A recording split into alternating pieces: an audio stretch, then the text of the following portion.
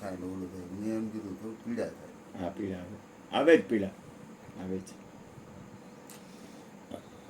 બાપુની બધી સત્સંગની કરતા તે બહુ કાંઈ ખબર ન પડે, હા. પણ આમ એનું પ્રેમ જ એની ઉપર એમ. બીજી કાંઈ ખબર ન પડે, કાંઈ સત્સંગ બત્સંગની કાંઈ ખબર ન પડે, પણ એ વયા ગયા પછી બહુ યાદ ગયા.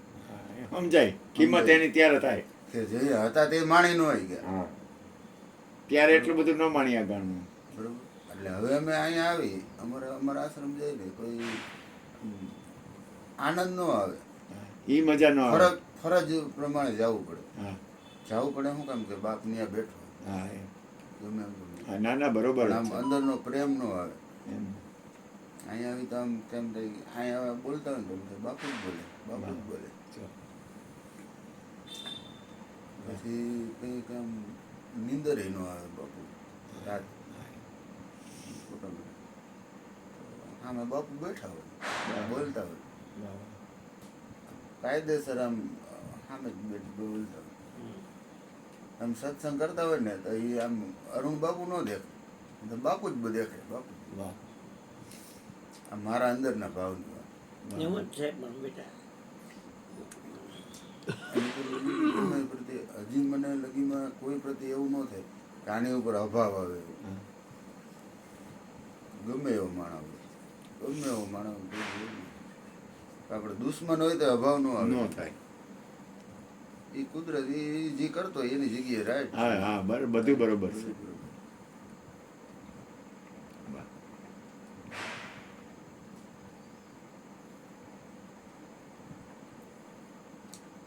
એટલે જ્યાં લગી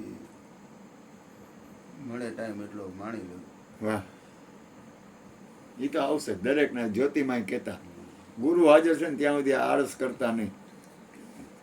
હરિગુરુ સંતો હોય ને ત્યાં સુધી કોઈ આળસ કરતા નહીં. ને પછી છે ને તમે બાપા હારે રહ્યો હોય બોલે, હવે એના વગર રહ્યો પણ જે બાપા એ બાપા જ. હા, એમ એવું ન થાય. બટુક બાપુને કીધેલું બાપાએ, મહારાજ ભૂલ કરતા નહીં હો, બાયડી તમારી સેવા કરે એવું નથી, તમારે કરવી પડે. હા બાપા.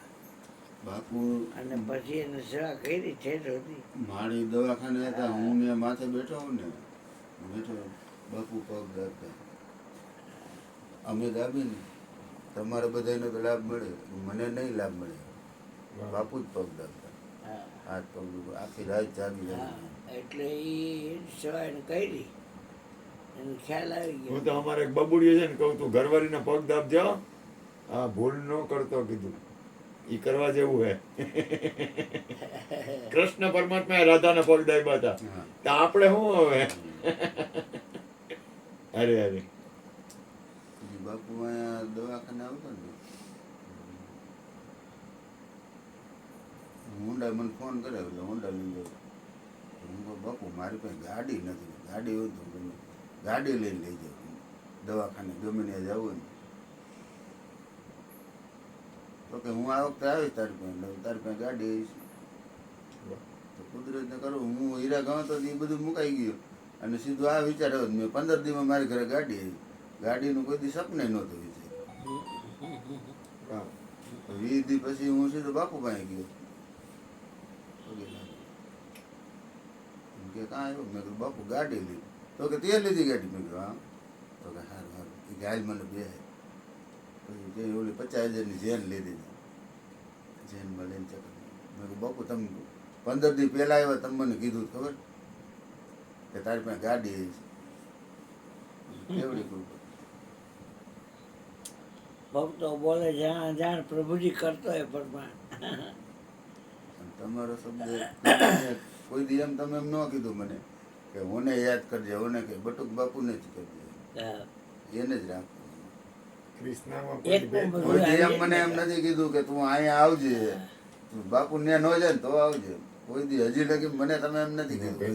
નો કહેવાય બેટા, કોઈને અંતર પાડે, ગુરુ શિષ્ય હોય જો અંતર પાડે તો જમજાલમ નરક વડારે, એમાં કૃષ્ણ કાંઈ ઘટે એમાં બધું આવી જાય. હાલો ગોધલભાઈ, બોલો બોલો. વાહ વાહ. હાલો થોડીક અમૃતવાણીનો લાભ આપો, પછી આપણે સંતવાણીનો પ્રોગ્રામ કરી.